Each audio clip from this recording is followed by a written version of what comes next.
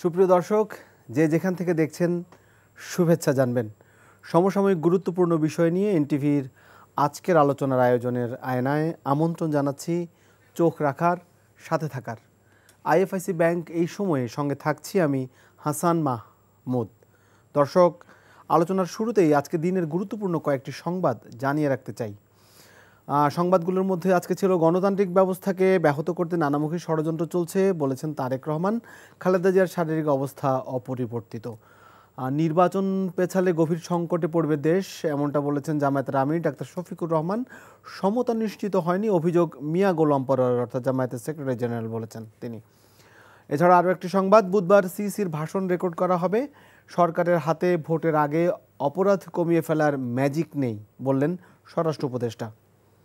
আরও একটি ঘটনা এবং আরেকটি সংবাদ, সেটি হচ্ছে যে ঢাকার মোহাম্মদপুরে নিজ ফ্ল্যাটে মা মেয়ে খুন, সন্দেহের তীর গৃহকর্মীর দিকে। এছাড়া আরও বেশ কিছু সংবাদ গণমাধ্যমে স্থান পেয়েছে, কিন্তু সব কিছু ছাপিয়ে সামনে নির্বাচন, এবং বিশেষ করে নির্বাচনকে কেন্দ্র করে আমরা দেখেছি নানা জোট এবং ভোট দুটোই কিন্তু সমানতালে চলছে, অর্থাৎ ভোট সামনে, আর এ নিয়ে পূর্ব প্রস্তুতি হিসেবে বিভিন্ন মহলে কিন্তু জোট হচ্ছে। বাম জোটেও আমরা দেখেছি একটি জোট হয়েছে। বিগত আওয়ামী লীগ সরকারের মিত্র যারা, তারাও একটি জোট করেছে জাতীয় পার্টি থেকে বেরিয়ে জিএম কাদেরকে বাদ দিয়ে, এবং সবসময় তারা আওয়ামী লীগের মিত্র ছিল, তারা আলাদা একটি জোট করেছে। বাম একটা ঐক্যফ্রন্টে জোট করেছে। ইতোপূর্বে জোট হয়েছে এনসিপি, এবি পার্টি এবং রাষ্ট্র সংস্কার আন্দোলন। সব মিলিয়ে নানান সমীকরণ আসলে এই মুহূর্তে নির্বাচনকে ঘিরে নির্বাচনের মাঠে রয়েছে। তো আমরা সেই বিষয়গুলো নিয়ে আলোচনা করব। এবং আরও একটি বিষয় সেটি হচ্ছে যে নির্বাচনের যখন এই হাওয়া বইছে, ঠিক সেই সময়ে আসলে বিএনপি চেয়ারপারসন বেগম খালেদা জিয়া গুরুতর অসুস্থ অবস্থায় ভর্তি রয়েছেন। আমরা তার সুস্থতা কামনা করি। এবং এই সময়ে এসে বিএনপির ভারপ্রাপ্ত চেয়ারম্যান তারেক রহমান গত দুদিন কথা বলছেন গণমাধ্যমে, এবং তিনি যে কথাগুলো বলেছেন, আমরা রাজনীতির মাঠে তর্ক বিতর্কে দেখছি হঠাৎ করেই জামাত এবং বিএনপির মধ্যে যে বাকযুদ্ধ ছিল আগে, সেটি আরও তীব্রতর হয়েছে। তো সব মিলিয়ে জোট এবং ভোট, এ নিয়ে আমরা আলোচনা করব। আমরা স্টুডিওতে তিনজন অতিথিকে আমন্ত্রণ জানিয়েছি। রয়েছেন আমার বাঁ দিক থেকে যদি বলি, অ্যাডভোকেট আলী নাসের খান, যুগ্ম মুখ্য সংগঠক, নির্বাহী কমিটির পরিষদের সদস্য এনসিপি, এবং রয়েছেন আরও একজন, তিনি হচ্ছেন শরীফ উসমান হাদি, মুখপাত্র ইনকিলাব মঞ্চ। আরও একজন যুক্ত হবেন কিছুক্ষণের মধ্যেই, কামরুজ্জামান রতন, সমাজ কল্যাণ সম্পাদক বিএনপি, তিনি হয়তো কিছুক্ষণের মধ্যে আমাদের সাথে যুক্ত হবেন। আমরা তবু আলোচনাটা শুরু করতে চাই। বিশেষ করে আমরা যদি এদিক থেকে যাই, শরীফ উসমান হাদি, আপনাকে দিয়ে শুরু করি। আপনি একজন প্রার্থী, আমরা ইতিমধ্যেই দেখেছি, এবং বিভিন্ন সোশ্যাল মিডিয়াও আপনার প্রচারণার বিষয়গুলো মানুষ দেখছে এবং আমরাও দেখেছি। সব মিলিয়ে যে জোট হচ্ছে, নিশ্চয়ই আপনি যেহেতু একজন প্রার্থী, নিশ্চয়ই ভোটের বিষয়ে, জোটের বিষয়গুলো আপনি খেয়াল করছেন। যে অনেক আলোচনা হচ্ছিল জামাত একটি জোট করবে, বিএনপির জোটে এনসিপি যাচ্ছে। সব মিলিয়ে এখন কিন্তু বিএনপি আসলে সব মিলিয়ে সবশেষ যে তথ্য, সেটি হচ্ছে যে বিএনপি কোনো জোটেই কিন্তু এখন পর্যন্ত নেই। এবং উল্টো যদি বলা হয় যে বিএনপির মিত্র যারা বলে খ্যাত আন্দোলনের সময়, বিশেষ করে যারা যুগপৎ আন্দোলন করেছে, তারাও অনেকটা নাখোশ এই মুহূর্তে বিএনপির প্রতি আসন ভাগাভাগির যে জায়গাটা, সেই জায়গাটা থেকে আমরা দেখেছি। যদি আমরা কোট করতে যাই, যেমন বিএনপির সাথে এনপিপির যে সভাপতি চেয়ারম্যান ডক্টর ফরিদ বলেছেন যে আন্দোলনে বিএনপি তাদের যেমন প্রয়োজন ছিল, এখন বিএনপি শরিকদেরকে ভুলে যাচ্ছে, এরকম একটা বিষয়, এবং অন্য শরিকরাও বলেছে। আপনার কাছে কি মনে হচ্ছে? এবং আরও একটি জোটের কথা নিশ্চয়ই শুনেছেন, জাতীয় পার্টিকে কেন্দ্র করে যাদের বিষয়ে আপনারা ভোটের বিষয়ে করবে কি করবে না, এ নিয়ে আপনারা আন্দোলনও করছে। সব মিলে আপনি কি বলবেন? ধন্যবাদ। এখানে প্রথমত বিএনপির ব্যাপারটা যেহেতু প্রথমে আলোচনা এসেছে, আমার যেটা ধারণা সেটা হলো বিএনপি শরিকদের একদম দিতে চায় না তা না, দিতে অফকোর্স চায়, কিন্তু বিএনপির তো এটাও কনসার্ন যে তাকে গভর্নমেন্ট ফর্ম করতে হবে। তো এবার যেটা একটা ঝামেলা হয়েছে, আমার ধারণা এই ঝামেলাটা সবথেকে বিএনপির জন্য এবার বেশি সমস্যা তৈরি করেছে। এটা দেশের কল্যাণ হবে অন্যান্য পলিটিক্যাল পার্টিগুলোকে গ্রো করতে, কিন্তু বিএনপির জন্য আপাত দৃষ্টিতে একটা সমস্যা তৈরি মনে হয়েছে। সেটা হলো যে আগে আপনি দেখতেন যে জোটবদ্ধ দলগুলো বড় দলের মার্কায়, যে কোনো মার্কায় নির্বাচন করতে পারত, হ্যাঁ, কিন্তু এবার হচ্ছে জোট করলেও যেই দল তার নিজস্ব প্রতীকে কিন্তু নির্বাচন করতে হবে। বিএনপি এটার বিরোধিতাও করেছে যে আরপিও সংশোধন করা হলো, কিন্তু এইটার পক্ষে যেটা সবথেকে বড় যুক্তি যে আমি যদি আজীবনই ছোট দল হিসেবে বড় দলের প্রতীকী নির্বাচন করি তাহলে তো আমার কোনোদিনই গ্রো করবার চান্স থাকবে না, নিজস্বতা তৈরি হবে না। তাহলে ওই দিন শেষে আমাকে ছোট মাছকে যেভাবে বড় মাছ খেয়ে ফেলে এটাই হবে, পরগাছা হয়ে থাকতে হবে। সুতরাং আর ডেমোক্রেটিক বিউটিটাকে গ্রো করতে দেওয়ার জন্য এটা খুব ভালো ডিসিশন হয়েছে। অন্যরও নিজের ক্যাপাসিটি দেখানো উচিত। যেমন আমি শুধু আমার নিজের কোনো ক্যাপাবিলিটিস নেই, আমি ধানের শীষের মার্কাটা নিয়ে মার্কার জোরে জিতে আসলাম। এখন যেটা হবে ধানের শীষ আর দাঁড়িপাল্লা যেই যাকে দিক তাকে অন্য জোটের যদি ছাড়তে হয় তাহলে এটুকুন চিন্তা করে ছাড়তে হবে যে তার পার্সোনাল ক্যালিবার কতটুকুন আছে, শুধু মার্কার, কারণ মার্কা তো আমি তাকে দিতে পারবো না। এখন এটা যেটা বিএনপির ক্ষেত্রে ধরেন আমার ধারণা বিএনপি জামাত ইসলামী সব দলগুলোই তো একটা হোমওয়ার্ক করছে এবং বিভিন্ন অর্গানাইজেশন থেকে ফার্ম থেকে সার্ভে করাচ্ছে প্রতিদিন বিভিন্ন আসনে। তা আমার মনে হচ্ছে যেটা সেটা হলো হয়তো তারা দেখেছে যে যদি ধানের শীষ মার্কা ছাড়া অন্যদেরকে এই আসনগুলো সমঝোতার ভিত্তিতে ছাড়া হয় তাহলে হয়তো জিতে আসার সম্ভাবনা কমে যেতে পারে।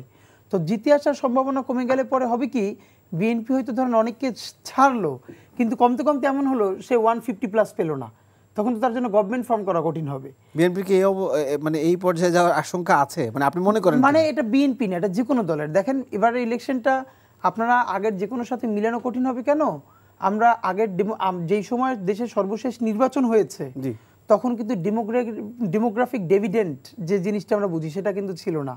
বাংলাদেশ এখন ডেমোগ্রাফিক ডেভিডেন্টের মধ্য দিয়ে যাচ্ছে। তারুণ্যের সংখ্যাটা বেশি, শুধু তারুণ্যই না, পুরো ওয়ার্কফোর্সটা যেভাবে ডেভেলপ করেছে ভোটার সংখ্যা। তো এই জন্য এটা আমি শুধু বিএনপির ক্ষেত্রে বলছি না, এমনকি জামাত ইসলামীও ধরেন তারা যেই আসনগুলো অন্যদের সাথে সমঝোতা করবে সেখানে তারাও এটা বোঝার চেষ্টা করছে যে আমি ছাড়লে কতটুকু লাভ লস একটা ব্যাপার।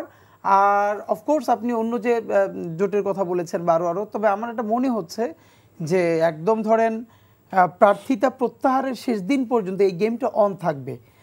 কারণ হলো এই গেমটা যদি অন না থাকে তাহলে বার্গেনিংটা অনেকের জন্য কঠিন হবে। সুতরাং এগুলোর মধ্যে দিয়ে বার্গেনিংটা চলবে, আর এই বার্গেনিং তো সুন্দর, পলিটিক্যাল বিউটি চলতে থাকুক। জি, জাতীয় পার্টি এবং বাম জোটের বিষয়ে আমরা পরে কথা বলবো। আমরা একটু জনাব আলী নাসের আপনার কাছে একটু জানতে চাই যে আপনারাও কিন্তু জোট করেছেন, আপনারা জোট করার কথা ছিল বিএনপির সাথে, শোনা গেছে আপনারা জোট করার কথা ছিল জামাতের সাথে। গত 1 বছর ধরেই আপনারা বিভিন্ন জায়গায় যাচ্ছেন, সব মিলিয়ে আপনারা এখন কোথাও আসলে মানে যেই ধারণাটা করা হচ্ছিল কোথাও আমরা আপনাদেরকে দেখতে পাইনি, না বিএনপির সাথে আপনাদের বনেছে না জামাতের সাথে বনেছে। সেক্ষেত্রে কি আপনারা একটু একা হয়ে গেলেন কিনা? হাসান ভাই আপনাকে ধন্যবাদ এবং যারা দেখছেন দর্শক শ্রোতা সবাইকে শুভেচ্ছা জানাচ্ছি। তো এনসিপি গণঅভ্যুত্থানের মধ্য দিয়ে উঠে আসা একটা রাজনৈতিক দল, তো আমাদেরকে মানুষ এভাবেই দেখতে চেয়েছে এবং দেখতে চেয়েছে যে এনসিপির নেতৃত্বে এনসিপি যে সেন্ট্রিস্ট রাজনীতিতে বিশ্বাস করে, বাংলাদেশপন্থী বৈষম্য বিরোধী একটি দেশ এবং সমাজ গড়ের রাজনীতি এবং আধিপত্যবাদ বিরোধী একটি রাজনীতি সূচনা করা, মধ্যমপন্থার রাজনীতি। তো আমরা যখন মাঠে ঘাটে গিয়েছি, আমরা সভা সেমিনারে আলোচনা শুনেছি, তো এই যে মানে একটা বিপ্লবী ধাঁচের একটা ভূমিকা আমাদের দেখতে চায়, আমরা যাতে ইন্ডিপেন্ডেন্ট থাকি। তো এই গণঅভ্যুত্থানে তো আমাদের অনেক ফ্রেন্ডস ছিল, সাধারণ মানুষ যেভাবে অংশগ্রহণ করেছে, রাজনৈতিক শক্তিগুলো অংশগ্রহণ করেছে, তো সেভাবেই এই বিচারের ব্যাপারে যারা একমত, সংস্কারের ব্যাপারে যারা একমত এবং একটি ডেমোক্রেটিক যে ধারাবাহিকতার যে ক্ষমতা হস্তান্তরে যে কামড়াকামড়ি থাকে আমাদের দেশে যেটা চলেছে, এর বাইরে গিয়ে শান্তিপূর্ণ নির্বাচনে ক্ষমতা হস্তান্তরে এইসব ব্যাপারে যারা একমত তাদের সাথেই আমাদের আলাপ আলোচনা হয়েছে। আপনারা জানেন যে ডেমোক্রেটিক রিফর্ম অ্যালায়েন্স হয়েছে, সেখানে এবি পার্টি এবং রাষ্ট্র সংস্কার আন্দোলন, তো এটি নিয়ে নানা ধরনের আলাপ হয়েছে। আমরা ফ্রেন্ড খুঁজছি কাদের, যারা বাংলাদেশকে ধারণ করে, বাংলাদেশপন্থী, যারা মধ্যপন্থার রাজনীতিতে বিশ্বাস করে, আমরা যে বৈষম্যের বিলোপের কথা বলেছি সেই ধারণা যারা বিশ্বাস করে। তো আমরা এই যে কথা কাজের মিলের যে রাজনীতি সেদিকে ঢুকতে চাই। তো আমরা দেখেন শুধুমাত্র একটি নির্বাচনকে সামনে রেখে এনসিপি একটা জোট করতে চায় না। আমরা বলেছি এটি একটা রাজনৈতিক পরিসরে আমরা একটা রাজনৈতিক একটা জোট হয়েছে এবং এই জার্নিটা আমরা দীর্ঘদিন চালাতে চাই। তো তারপরেও যারা আমাদের সাথে আসবেন এবং যুক্ত হবেন সেই নিরিখে আমরা করব। নির্বাচন ধরেন 2000 এই যে আমাদের 25-এ একটি নির্বাচন হয়ে গেল, তারপরেও তো আমাদের এই দেশের রাজনীতিটা করতে হবে। তো সেই ক্ষেত্রে আমাদের বন্ধুর পরিমাণ অনেক পরিমাণ বেশি, কিন্তু আমরা বিশুদ্ধবাদী রাজনীতি করতে চাই না, কিন্তু এই গণঅভ্যুত্থানের যে স্পিরিট, আমাদের যে ঐতিহাসিক যে সংগ্রাম, এগুলো লালন করে আমরা রাজনীতি করতে চাই। এবং আমরা বিশ্বাস করি আমাদের সাথে যে এবি পার্টি এসছেন তারাও এই ধরনের সেন্ট্রিস্ট বাংলাদেশপন্থী রাজনীতি বিশ্বাস করেন এবং রাষ্ট্র সংস্কার আন্দোলন দীর্ঘদিন ধরে সংবিধান সংস্কার সহ প্রশাসনিক এবং যেই সংস্কারের যে আলাপগুলো চলছে তারা কিন্তু খুব প্রাগমেটিক ছিলেন এবং প্রোঅ্যাক্টিভলি এগুলো করেছেন। তো আমরা বিশ্বাস করি এটা যে আমাদের যে তরুণ ভোটার যারা রয়েছেন এবং দেশব্যাপী যারা এই সংস্কার প্রত্যাশী ছিলেন এবং ভবিষ্যৎ রাজনীতি তো আসলে এটা দীর্ঘদিনে একটা চর্চার ব্যাপার। আমি আজকে একটা সংস্কারের কথা বললে বা আগামীকাল একটা নির্বাচনী সংস্কৃতির পরিবর্তনের কথা বললে তো পরিবর্তন হয়ে যাবে না। যেমন ধরেন এই নির্বাচনকে ঘিরে একটা সহিংসতার ব্যাপক ঝুঁকি রয়েছে। ব্যারিস্টার ফুয়াদকে দেখলাম আমরা যে তিনি বাবুগঞ্জে নির্বাচনী প্রচারণা বলতে একটি সেতু উদ্বোধন হবে, সেখানে চাঁদাবাজির বিরুদ্ধে কথা বলছিলেন, কীভাবে হামলা করা হলো। তো এই যে বড় রাঘব বোয়াল যারা রয়েছে, যারা ধারণা করেছে যে তারা ক্ষমতায় চলে যাবেন এবং ক্ষমতা একেবারে ধরেন কুক্ষিগত চ্যালেঞ্জ, এর বিরুদ্ধে আমাদের একটা ভবিষ্যৎবাদী রাজনীতি আইন শৃঙ্খলার বিষয়গুলোতে আমরা আসবো, কিন্তু আমি একটু জানতে চাই মানে আপনারা কি যে আলোচনাটা ছিল বড় দলগুলোর সাথে যাবার, সেইখানে কি আসলে মানে কোনো হতাশা কাজ করেছে? না, কোনো হতাশা না। দেখুন, এনসিপির কাছে প্রস্তাব ছিল, শেষ পর্যন্ত যেতে পারেনি। না, যেতে পারেনি এটি নয়, যে বিএনপির তরফ থেকে প্রস্তাব ছিল, জামাতের তরফ থেকে প্রস্তাব ছিল, কিন্তু দেখেন কারোর সাথে জোট করতে গেলে তার দায়ভার তো নিতে হবে, তার রাজনীতির সাথে আমার রাজনীতির মিল থাকতে হবে। ধরেন এই চাঁদাবাজির ইস্যু, সহিংসতা ইস্যু, এবং যারা বিভিন্ন সময় গভর্নমেন্টে ছিলেন, ধরেন 2001 থেকে 5-6 যে সময়টা, এই সময় তারা কি করেছেন, আগে যারা কি করেছেন, দায়িত্ব নেওয়ার ব্যাপার আছে। তো এটা তো একটা কন্টিনিউয়াস ডায়ালগ এবং এটা চলমান। হাদি ভাই যেটা খুব রাইটলি বলেছেন যে নির্বাচন যদি একটা কৌশল হয়, সেই কৌশলটি নির্বাচনের আগের দিন পর্যন্ত এটি চলমান থাকবে। জি, আচ্ছা, আমরা নিশ্চয়ই এই বিষয়ে আবার আপনার কাছে আসবো।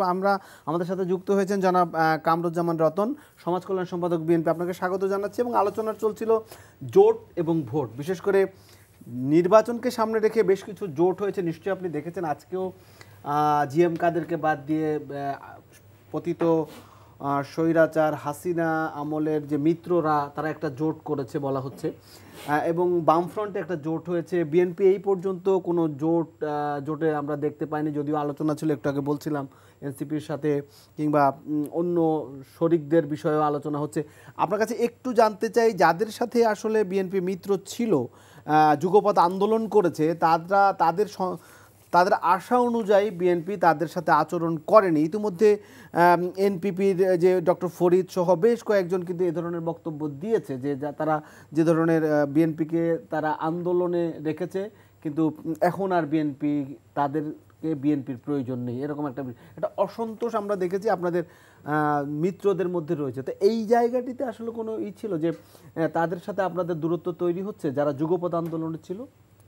আসলে রাজনীতিতে যখন একটা আন্দোলন বা সংগ্রামের একটা গতিধারা তৈরি হয়, তখন যে ফেসিস্ট থাকে বা যার বিরুদ্ধে সংগ্রামটা হয়, তার বিরুদ্ধে একটা সংগ্রামকে বেগবান করার জন্য এবং মানুষকে বেশি বেশি করে ওই আন্দোলনটাকে সাকসেস করাবার জন্য একটা মানে অ্যাট্রাকশন তৈরি, এবং এটাকে সাকসেস করাবার জন্য যেভাবে মানুষকে মোটিভেটেড করে একটা আন্দোলনের দিকে তৈরি করতে হয়, ওই সময় জোটগুলো যে সেন্টিমেন্টের উপর তৈরি হয়, আমার মনে হয় পরবর্তীতে যখনই একটা দল যারাই কনফার্ম হয়ে যায় বা যারা একেবারে কনফার্মই এই বিক্রম বলতে গেলে যে আমরা ক্ষমতায় আসবই, তখন তাদের শেয়ারিংয়ের টেন্ডেন্সিটা মনে হয় আসলেই চিন্তা করে না যে আমরা যখন কোন ক্রাইসিসে আমরা তাদেরকে সহ আমরা একটা জোট করেছিলাম, আন্দোলন সংগ্রামে ছিল, যুগপৎ আন্দোলনে ছিলাম।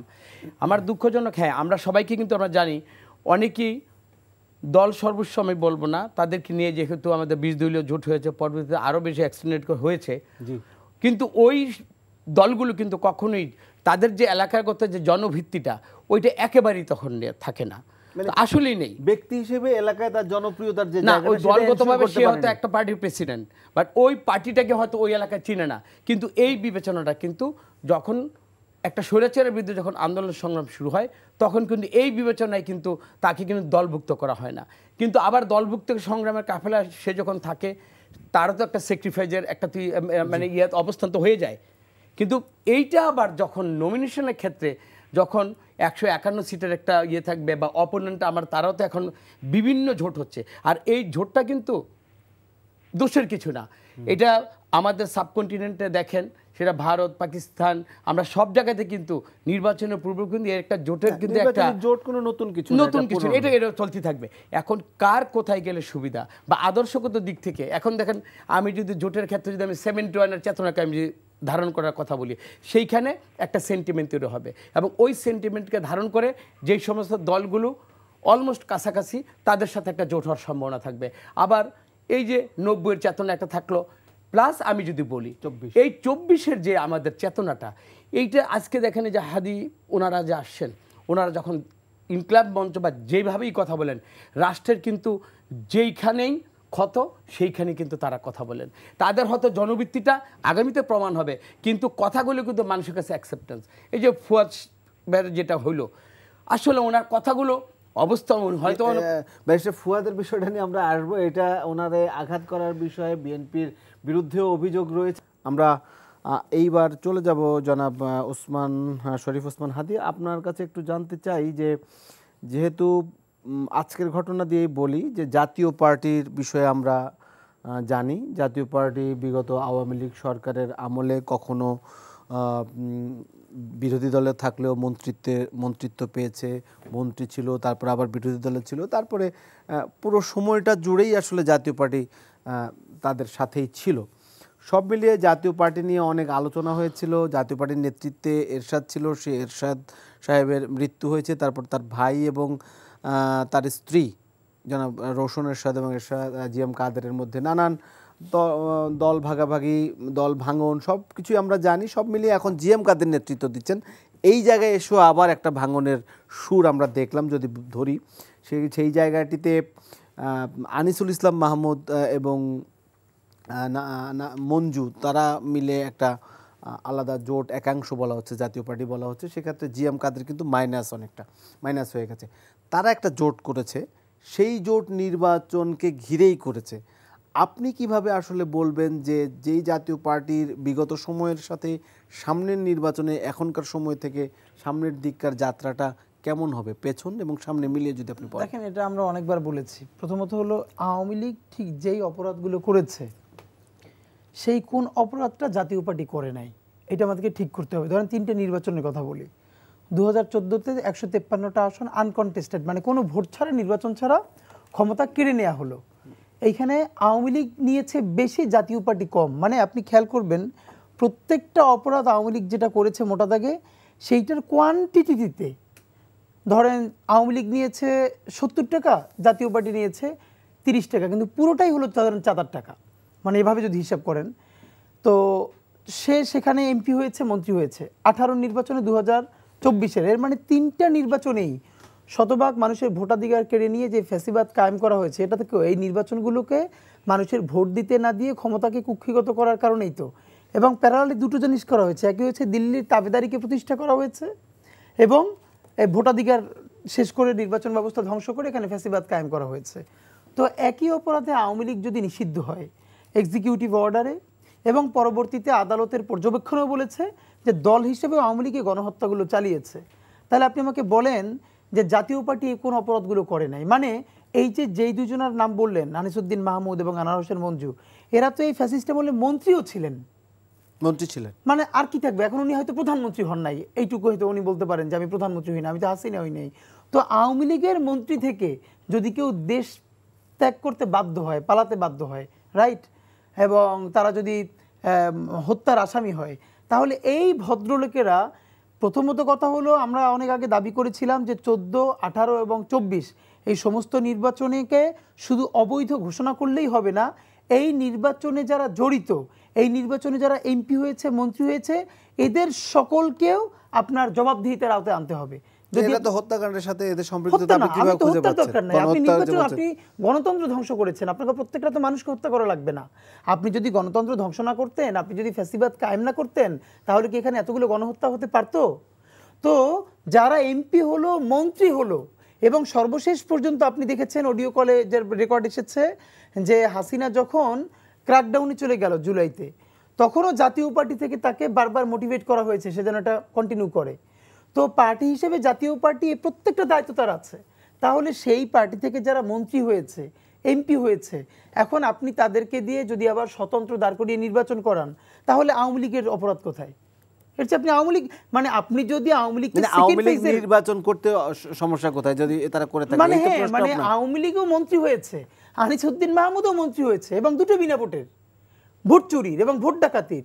কিন্তু আওয়ামী লীগ করতে পারছে না, কিন্তু সে করতে পারবে ঠিক কোন কারণে? এখন আমরা একটা যুক্তি দেওয়ার চেষ্টা করি কি, যুক্তিটা হলো যে আমরা এতগুলো দলকে যদি না রাখি তাহলে পার্টিসিপেটরি ইলেকশন, এখন মজার ব্যাপার হলো পার্টিসিপেটরি ইলেকশন মানে কি সবার অংশগ্রহণ, ভোট মানে দল নাকি জনগণ ভোটার? আমি আপনার বলি, তাহলে পার্টিসিপেটরি ইলেকশন তো সব থেকে বড় হাসিনা করছিল 18টা 20টা দল দেখাইয়া। বলেন মাইকিং করে বিরিয়ানি দিয়েও ভোট কেন্দ্রে কুকুর ছাড়া কোথাও কেন পাওয়া যায় না? হাসিনা 14-18তে নির্বাচনটা সব দখল করবার পর তার একটা সিদ্ধান্ত নিচ্ছিল যে উপজেলা পরিষদের চেয়ারম্যানটাকে ফেয়ার করা, যাতে মানুষ ভোটটা দিতে আসে। এলাকায় এলাকায় মাইকিং পর্যন্ত করা হয়েছে। এইচটি ইমাম নির্বাচন কমিশনকে ডেকে বলেছে যে এই ভোটটা তাতে খুবই কম্পিটিটিভ হয়। কিন্তু দেখা গেছে যে মাহবুব উদ্দিন তালুকদার উনি ওনার আত্মজীবনীতে লিখছেন যে মাইকিং করার পর একজন ভোটারকে কেন্দ্রে আনা যায় না। তাহলে এইটাকে আওয়ামী লীগ একা ধ্বংস করেছে? এই দেশের গণতান্ত্রিক ব্যবস্থা ফ্যাসিবাদকে একা কায়েম করেছে? তার সাথে যদি আমি আপনাকে বলি 2014 যেটা সব থেকে বড়, যেটা বেগম জিয়া বললেন যে এই নির্বাচনে আমরা যাব না, জাতীয় পার্টির ওখান থেকে এসে যখন বলল যে আমাদেরকে অংশ নিতে বলা হয়েছে দিল্লির যিনি রাষ্ট্রদূত, নইলে এখানে জামাত ক্ষমতায় আসবে। মানে একটা বিদেশি রাষ্ট্রদূত এসে একটা দলকে এই কথা বলছে এবং এই জন্য তারা ফ্যাসিবাদের ইনাবলার হচ্ছে। এরপর এই দলের দেশে রাজনীতি থাকে। আবার জিএম কাদের ভারত থেকে ঘুরে এসে কি বললেন যে আমাদের যে কথা হয়েছে সেটা অনুমতি না দিলে বলতে পারবো না। মানে এইটা অনেকে মনে করে কি উনি মুখ ফসকে বলে ফেলেছে, ব্যাপারটা তা না। উনি এখানে এই মেসেজটাই দিতে চাচ্ছে যে আমাদের উপরে দিল্লির আশীর্বাদ আছে আমাদের মাথার উপরে, সুতরাং আমাদের সাথে বুঝে শুনে কথা বলতে হবে। তো এখন আওয়ামী লীগের যদি এই অপরাধগুলো হয়, গণহত্যা মানে গণতন্ত্র ধ্বংস করেছে, ফ্যাসিবাদ কায়েম করেছে, তাহলে তার সাথে যে ক্যাবিনেট পর্যন্ত শেয়ার করেছে, তাহলে তার সেই অপরাধ হবে না কেন? সে ঠিক কোন কারণে নির্বাচন করতে পারবে? মানে এটা কি? আপনি বরং বলবেন পার্টিসিপেটরি ইলেকশন মানে শুধু দল না, পার্টিসিপেটরি ইলেকশন মানে হলো কত পার্সেন্ট ভোট কাউন্ট হলো। এবার আপনি তাহলে বলেন এই যে 4টা ছাত্র সংসদ নির্বাচন হলো, ডাকসু না, তো 1000 বছরের শ্রেষ্ঠ বাঙালির যে সংগঠন ছাত্রলীগ তো অংশগ্রহণ করে নাই। তারপর বলেন তো যে ঐতিহাসিকভাবে এই নির্বাচনগুলোতে সব থেকে বেশি ভোট কিভাবে কাস্ট হয়েছে? তো ছাত্রলীগ তো বারবার পোস্ট দিয়েছে যে ছাত্রলীগ ছাড়া ডাকসু নির্বাচন এই প্রহসন মানি না। তাহলে সেইখানে কেমন হয়েছে যে ফজরের পর ঢাকা বিশ্ববিদ্যালয়ে মাইকিং করে ছাত্রছাত্রীদেরকে আনতে হয়েছে, নাকি লাইন দিয়ে মেয়েরা হলে বসে রাতে মেহেদি দিয়েছে ডাকসু লিখে তারপরে ভোট দিয়েছে? আপনি এইবারে আপনি কম্পিটিশন করবেন, আপনি যারা অপরাধী তাদেরকে আপনি বিচারের মুখোমুখি করবেন। আপনি খেয়াল করবেন টোটাল টার্ন আউটটা কত হচ্ছে, জনগণ ভোট দিচ্ছে কিনা, সেটা হলো পার্টিসিপেটরি ইলেকশন। জনগণ কেন্দ্রে আসছে কিনা এবং ফেয়ার ভোটটা হচ্ছে কিনা। কিন্তু পাশাপাশি যদি এইটা বলি যে নির্বাচন কমিশন তো তাদের নিবন্ধন রয়েছে, তারা এটা সবকিছুই রয়েছে, তারা কেন ইলেকশনে আসলে অংশগ্রহণ করতে পারবে না? একটা বৈধ দল, আমি এই অর্থে যদি বলি যতক্ষণ পর্যন্ত তাদের নিবন্ধন রয়েছে নির্বাচন কমিশন তো অবশ্যই বাধ্য তাকে নির্বাচন করতে দেওয়ার। নিশ্চয়ই, সেটাই বলছি। এখন সেই নির্বাচন করবে কি করবে না এই সিদ্ধান্ত তো নির্বাচন কমিশন নিতে পারবে না, এটা যদি রাষ্ট্র তার নির্বাহী আদেশে বলে। এখন মুশকিলটা হলো এখানকার পলিটিক্যাল পার্টিগুলো, সেটা বিএনপি বলি, জামাত ইসলামী বলি, এনসিপি বলি, প্রত্যেকেই নিজের বার্গেনিং টুল হিসেবে এইটাকে নিষিদ্ধ করা আর না করা টোপ হিসেবে ব্যবহার করছে, যে আমি কার ভোট ব্যাংকটা পাবো, ভোট ব্যাংকটা কোথায় যাবে এই হিসাবে। কিন্তু এরা যদি ন্যূনতম স্পিরিট ধারণ করতো যে না, আমরা যা বাংলাদেশে 3টা নির্বাচন হতে না দিয়ে যে ফ্যাসিবাদ কায়েম দিয়ে এতগুলো হত্যা করা হলো, আমরা অন্তত 3টে নির্বাচন তাদেরকে আমরা নির্বাচনের বাইরে রাখবো, এটুকুন আমরা কনসেনসাস তৈরি করি। আদেশে কাউকে নিষিদ্ধ করা কি আসলে যোগ্য? এখন দেখেন এইটা কি কোনো মানে পন্থা যে এটা জোর করে বন্ধ করে দিলেই হবে? আমরা এই তাহলে আওয়ামী লীগের ক্ষেত্রে বলি, আপনি আদালত থেকে যখন যাবেন আপনাকে তো একটা প্রক্রিয়ার মধ্য দিয়ে যেতে হবে। তো আমরা তখন কি বলেছিলাম, প্রথমে নির্বাহী বিভাগে এরপরে আদালতে। তো জুলাইতে তখন সেটাই হয়েছে আওয়ামী লীগের ব্যাপারে, যে প্রথমে নির্বাহী বিভাগে বলেছিল তাদের কার্যক্রম নিষিদ্ধ, এখন তো আদালত নিজে বলেছে যে গণহত্যা সরাসরি আওয়ামী লীগ জড়িত ছিল। তো আপনি জাতীয় পার্টির ব্যাপারে একটা ইনকোয়ারি কমিটি করেন, আপনি করছেন না কেন? তার সাথে অন্যান্য যে ফ্যাসিস্ট এনাবলার ছিল, যে তাদের পার্টিসিপেশন কতটুকুন ছিল, যে তারা এখানে ফ্যাসিবাদ সংগঠনে কতটুকুন ভূমিকা রেখেছে, তারা বিনা ভোটে এমপি মন্ত্রী হয়েছে নাকি আরো খারাপ কিছু করেছে? হাসিনা যে গুলি করে মানুষকে মারলো, এটা কি হাসিনা একা করেছে নাকি তারা অনেকে বুদ্ধি দিয়েছে? তাহলে বুদ্ধিতে তারাও এর সাথে আসবে কিনা, তাহলে সেইটা আপনি একটা কমিশন করেন। জি জনাব কামরুজ্জামান রতন, আপনার কাছে একটু জানতে চাই যে জাতীয় পার্টির যে জোটের কথা বলা হচ্ছে, তারা মন্ত্রী ছিলেন এবং বিরোধী দলের থেকেও শেখ হাসিনা মন্ত্রিসভায় তারা মন্ত্রিত্ব করেছেন, তারা একটা জোট করেছেন। কিন্তু প্রশ্ন হচ্ছে যে আওয়ামী লীগ নিষিদ্ধকরণ বা জাতীয় পার্টি নিষিদ্ধকরণের আওয়াজ যখন বিভিন্ন জায়গা থেকে এনসিপি করেছিল নিষিদ্ধ করার বিষয়ে, তখন আপনাদের পক্ষ থেকে বলা হচ্ছে যে নির্বাহী আদেশে কাউকে নিষিদ্ধ করার কোনো বিষয়ে আপনারা এটা আদালতের বিষয়, আদালতের মাধ্যমে সেটি হতে পারে। কিন্তু একটা জায়গায় এসে এখন যে অবস্থায় দাঁড়িয়েছে, একটা বৈধ নিবন্ধিত দল দুইটা, আওয়ামী লীগ যদি বলি, জাতীয় পার্টি, তারা কেন নির্বাচন করতে পারবে না? আসলে এই প্রশ্নটা কেন আসছে, তারা কেন পারবে না নির্বাচনে অংশগ্রহণ করতে? একটা হলো আইন দ্বারা আপনি যদি দেশ চালাতে চান তো অনেক কিছু আপনার সম্ভব না, কিন্তু বাস্তবতা কোথায়?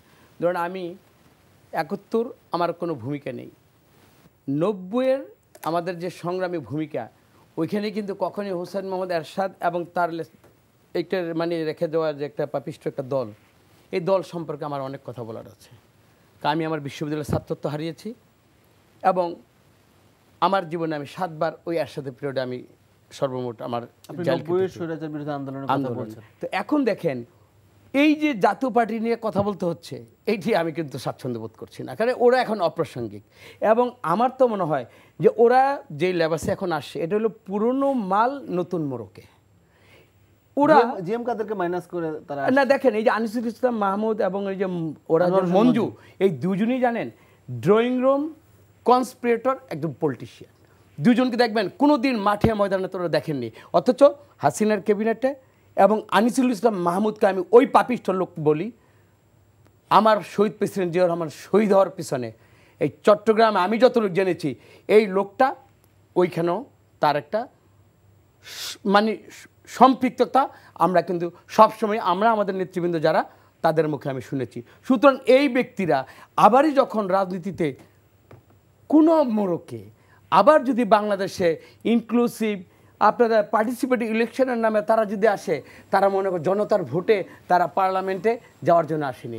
তারা দেখেন নির্বাচনে আসতে পারে, জনগণ তাদের ভোট না চাইলে দিতে পারে, না দিতে পারে। আমি তো এই জন্য বললাম তাদের নিয়ে আলোচনার ব্যাপার না, let them go to just মানে পাবলিক মনে হয় না বাংলাদেশের মানুষ পাগল হয়ে গেছে ওনাদের মতো মালগুলারে আবার ভোট দিয়া এই চেতনার পরে। মানে কি এই জুলাইয়ের যে ঘটনা, এরপরে এই ধরনের যারা হাসিনার অঙ্গাঙ্গিভাবে যারা জড়িত ছিল এবং এরশাদকে বাধ্য করেছে যারা, এটা আনিসুল ইসলাম মাহমুদ এবং জিয়াউদ্দিন বাবলু। আমি যদি ভুল না করে আমার যত জ্ঞান হতো আমি যা শুনেছি এই দুজন সরাসরি এর সাথে জড়িত। সুতরাং আগামী ইলেকশন এত রক্তস্নাত একটা আমাদের এত একটা সংগ্রামের পরে এই দুইজন যে কোনো দলের আঙ্গিকে হোক, আবার ওই জিএম কাদেরকে বাদ দিয়ে হোক, ওদেরকে নিয়ে আলোচনাটা করে আমাদের টকশোর রুচিবোধটাকে আমি একটু মানে কিন্তু নির্বাচনের জন্য নিশ্চয়ই তাদের এই বড় ধরনের ভূমিকা পালন করবে এই অর্থে বলছি, কারণ ঠিকই বলেছে আমার পার্টিসিপেন্ট হতে হবে জনগণের। না, যে জরিপ রয়েছে আওয়ামী লীগের কিন্তু একটা ভোট রয়ে গেছে বাংলাদেশে, সেই ভোটগুলো নিশ্চয়ই আপনাদের বা এখানে যারা রয়েছে ভোটটা নেই এখন আওয়ামী লীগের বি টিম হিসাবে বা আওয়ামী লীগের পারপাস সার্ভ করার জন্য তারা আবার একটা কনস্পিরেটি মানে একটা কনস্পিরেসির মধ্যে এসে পার্লামেন্টে আবার যদি কোনো গ্রন্থ মানে তৈরি করা যায়, নেক্সট আওয়ামী লীগের পারপাস সার্ভ করবে, ওই পাশের দেশের ওরা দালালি করবে, কিন্তু গণতন্ত্রের ওরা সেবকও না, গণতন্ত্রের কোনো বাহকও না। সুতরাং আমি ওদেরকে কোনো আঙ্গিকে বাংলাদেশের রাজনীতিতে স্বচ্ছধারার রাজনীতিতে গণতন্ত্র প্রেমিক এবং আমার সার্বভৌম বাংলাদেশের জন্য তাদেরকে কোনো আলোচনার বিষয়বস্তু তাদের দুজনকে একজনকে আমি মনে করি না। না, কিন্তু তারা যখন একটা নির্বাচনে জোট করে অংশগ্রহণ করবে নিশ্চয়ই তারা প্রার্থী দেবে এবং সেই জায়গাটিতে আপনি যে ভোটের যে হিসেব, ভোটের যে ইকুয়েশন, সেখানে তো নিশ্চয়ই তারা প্রভাব রাখবে। আপনি দেখেন আজকে তো কথা বলছি, যা শুনেছি হয়তো আগামী এই 2-1 দিনের মধ্যে বা বৃহস্পতিবার দিন একটা তফসিল ঘোষণা হবে। আমরা দেখতে চাই আনোয়ার মঞ্জু, আনিসুল ইসলাম মাহমুদ তারা বাংলাদেশের জনতার ভোটে বাংলাদেশে জামানত হারাবে না পার্লামেন্টের সদস্য হবে। জাস্ট আমাদেরকে একটু সময় অপেক্ষা করতে হবে। আলী নাসের, আপনার কাছে একটু আসতে চাই। আপনারা আন্দোলন করেছিলেন জাতীয় পার্টিকে নিষিদ্ধের বিষয়ে এবং সেই আন্দোলন দীর্ঘ সময় চলেছে এবং বিষয় এ নিয়ে নানান মত পার্থক্য দেখা দিয়েছে। তখন আপনাদের সাথে বিশেষ করে জামাতও এটাতে অংশগ্রহণ না করলেও অনেকটা মধ্যম পন্থা অবলম্বন করেছিল। সেই ক্ষেত্রে এখন যদি আপনাকে একটু বলতে চাই যে জাতীয় পার্টি যখন নির্বাচনে আসছে, যখন লেভেল প্লেয়িং ফিল্ডের দরকার, যখন সবার অংশগ্রহণমূলক একটা অন্তর্ভুক্তিমূলক নির্বাচনের কথা বলা হচ্ছে, সেইখানে একটা বৈধ দলের আসলে নির্বাচন করতে বাধা কোথায়? জাতীয় পার্টি আবার বৈধ দল হয় কিভাবে? ধরেন আমরা যে রাজাকার আল শামস বিভিন্ন টার্ম বলি, মানে অক্সিলারি ফোর্স যারা ছিল 71-এ বা যারা ওয়ার ক্রাইম করে তাদের যারা কোলাবোরেটর থাকে, মানে অপরাধের সাথে জড়িত, যেগুলো মানে জয়েন্ট ক্রিমিনাল লায়াবিলিটি অথবা মানে জয়েন্ট ক্রিমিনাল এন্টারপ্রাইজ থাকে, প্রত্যেক ঘটনায় এই জাতীয় পার্টির সংশ্লিষ্টতা ছিল, গুম খুন থেকে শুরু করে জাতীয় পার্টির যারা মন্ত্রিত্ব করেছে, যারা এমপিত্ব করেছে, বড় বড় নেতা, আপনি জাস্ট খালি দুদকে ফাইলটা ওপেন করেন না, দেখেন কত সম্পদ তারা আহরণ করেছে, এগুলোর ব্যাপারে কেন কোয়ারি হয় না? শুধু অতটুকু করলেই তো তাদের বিরুদ্ধে যে ধরনের ফৌজদারি মামলা হবে, তারা নির্বাচনের জন্য অযোগ্য হয়ে যাবে। তো ভাই তো খুব রাইটলি বলতেছিলেন যে আনিসুল হক মাহমুদদের রাস্তায় ছেড়ে দেন না, নির্বাচনটা করতে দেন না, পাবলিক কি পরিমাণ কিলাইয়াদের খালি জাস্ট টেস্ট করেন। তো জনগণ তো তারা কিন্তু আপনি একটু বলি, আপনি যে এটা বলেছেন সেই আশঙ্কা থেকেই বলেছে কিনা জানি না, কিন্তু আনিসুল ইসলাম মাহমুদ আজকে বলেছেন যে সামনে যে নির্বাচন, এটা মবের একটা নির্বাচন হতে পারে, আশঙ্কা করেছেন। কিন্তু ২৪-এর গণ আন্দোলন কি মব ছিল? কোনটা জনগণের নির্বাচনে মব হতে পারে?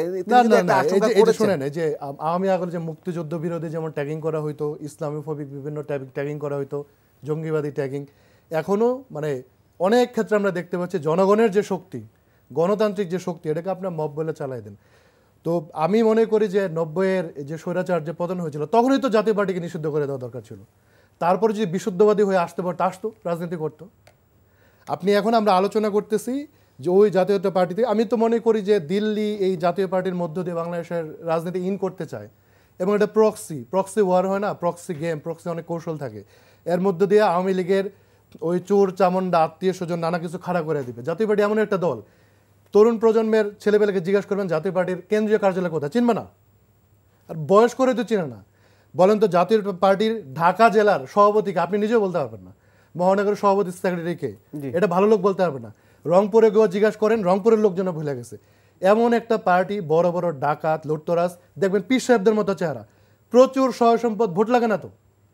আপনি এই আওয়ামী লীগের সাথে নানান যাবে মহাজোট, এই জোট সেই জোট, একদম নুরানি চেহারা, প্রচুর পয়সাপাতির মালিক, জাসকেলে এমপি রয়েছে, কোনো ভোট নেই। এই জাতীয় পার্টি যদি এই নির্বাচনে অংশগ্রহণ না করে, একটা লোক প্লেকার্ড ধরে দাঁড়াবে, নিরপেক্ষ লোক, যে জাতীয় পার্টি অংশগ্রহণ করে নাই কেন, নিরপেক্ষ ভোট হইল না। তো জনগণই তো ডিটারমিন করে এখন দেখেন এক্সিকিউটিভ অর্ডারই কি, আদালতে কি। ২৪-এর গণ অভ্যুত্থানের পরে, গণহত্যা হওয়ার পরে জনগণ যখন আওয়ামী লীগকে এখন বিদায় করে দিল, তো এইটা কি গণতান্ত্রিক প্রক্রিয়ায় বা আইনি কি হিসাবে বলবেন? এটা গণ অভ্যুত্থানের মধ্যে দিয়ে হয়েছে, তার কোলাবরেটর বিদায় করে দেওয়া হয়েছে।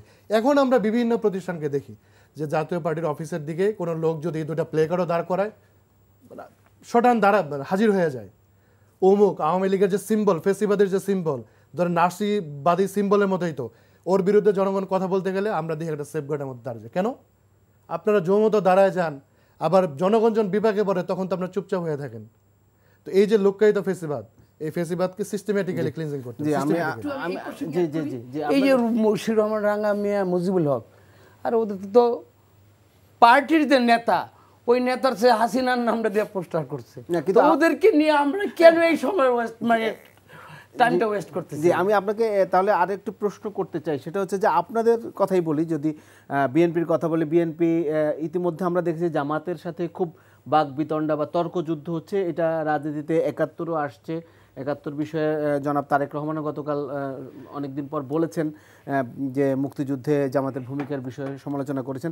পাশাপাশি যদি আপনাকে এইটা বলি যে জামাত যেমন আছে তেমনি আপনারা কোনো জোটে নেই, যদি এমনটা হয় যে আপনাদের কিন্তু অনেক বিদ্রোহী প্রার্থীও রয়েছে, যারা আপনি হয়তো এক জায়গায় মনোনয়ন পেয়েছেন, সেখানে যদি কোনো বিদ্রোহী প্রার্থী তার জায়গা থেকে দাঁড়িয়ে যায়, সেই জায়গাটা থেকে আপনাদের আসলে প্রস্তুতিটা কি? নিশ্চয়ই বিদ্রোহী প্রার্থী রয়েছে আপনাদের, অনেক আপনাদের দলেরই অনেক বিদ্রোহী প্রার্থী রয়েছে, নিশ্চয়ই রয়েছে, যারা মনোনয়ন পায় নাই, বঞ্চিত, অসন্তোষ, সেই জায়গাটা থেকে তখন আপনাদের আপনি যদি আমাদের তারেক রহমানের এই প্রথম ২৩৭ পরে ৩৬, এর পূর্বে পুরো সারা বাংলাদেশের যারা মনোনয়ন প্রত্যাশী ছিল তাদেরকে দিয়ে ৩ দিন উনি ব্রিফ করেছেন।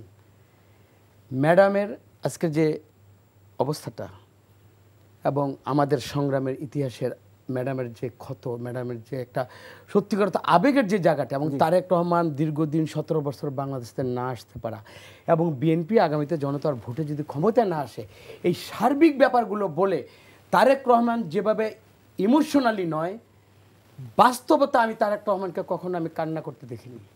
আমাদের মতো লোকগুলোর কাছে উনি একটা আপিল জানিয়েছেন।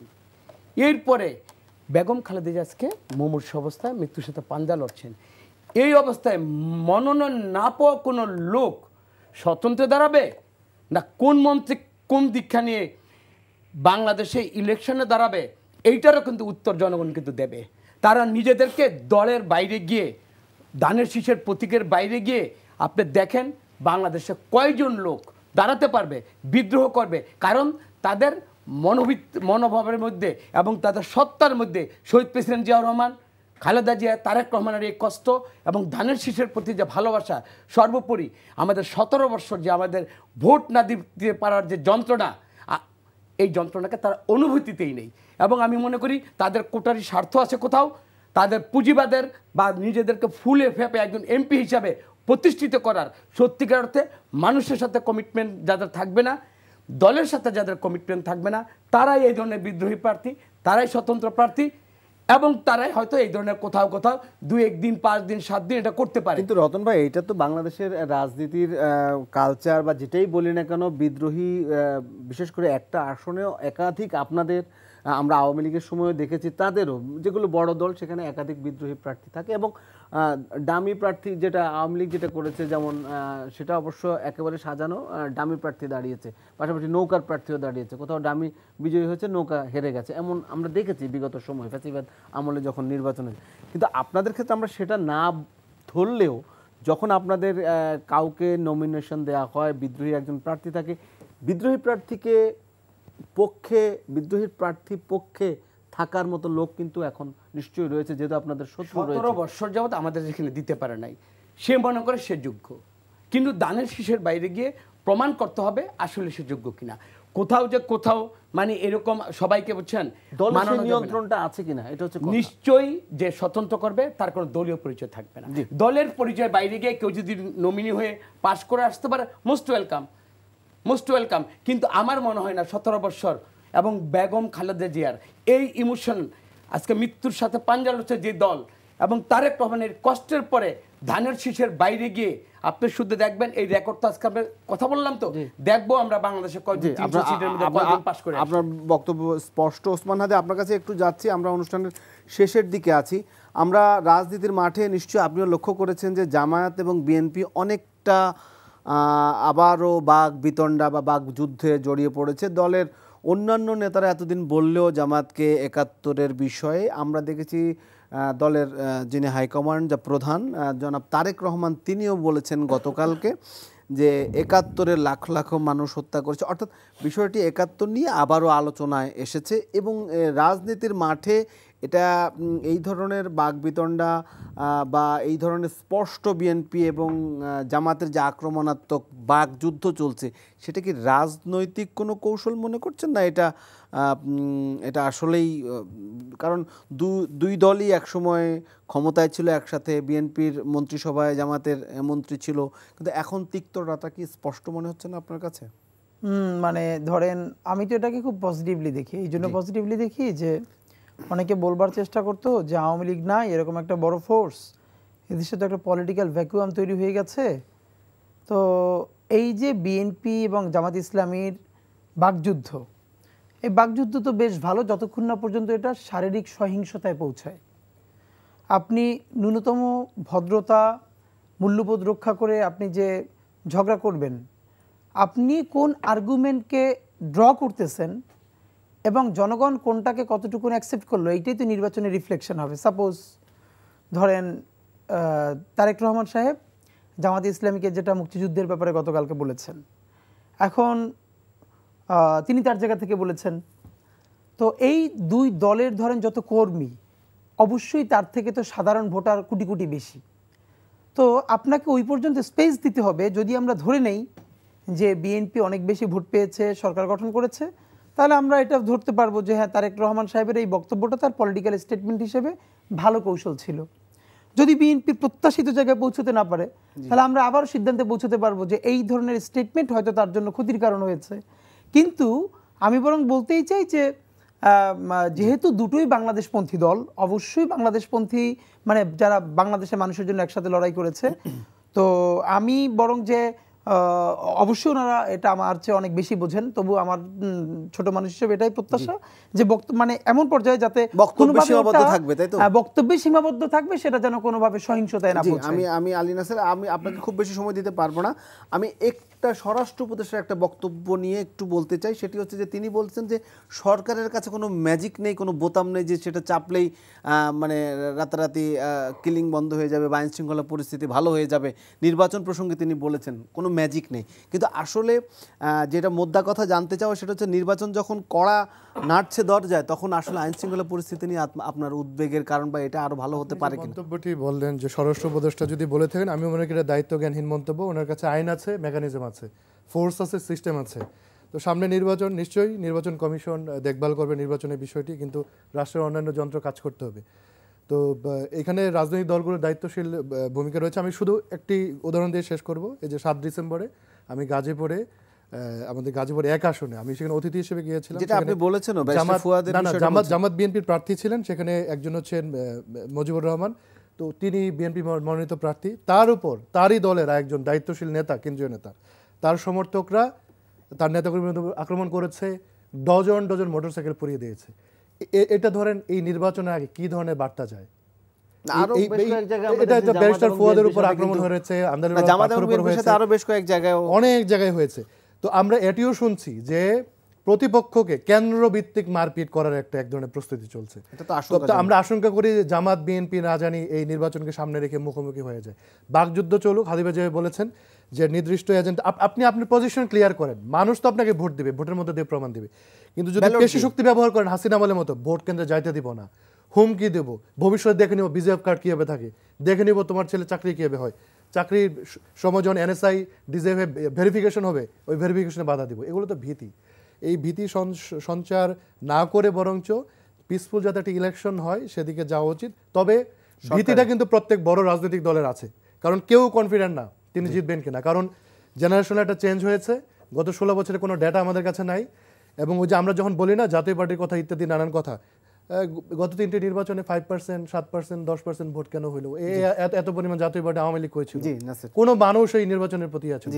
শুধুমাত্র আপনি কনফিডেন্স যদি গ্রো করাতে পারেন, এটা স্টেট লেভেল থেকে করাইতে হবে। আইনশৃঙ্খলা পরিস্থিতি আরো উন্নয়ন, নির্বাচনের আগে নিশ্চয়ই আরো উন্নয়নের প্রয়োজন রয়েছে। আপনারা 3 জন আমাদের স্টুডিওতে আজকে অনুষ্ঠানে যোগ দিয়েছেন, 3 জনকে ধন্যবাদ জানাচ্ছি। আমি আর সময় দিতে পারছি না, সবাইকে ধন্যবাদ। দর্শক, এই ছিল আমাদের আজকের আলোচনার আয়োজনের সারবস্তু। এই আলোচনা থেকে প্রাপ্ত কিছু যুক্ত হোক, খোলা থাকুক সত্যের চোখ। সবাই ভালো থাকবেন, শুভরাত্রি।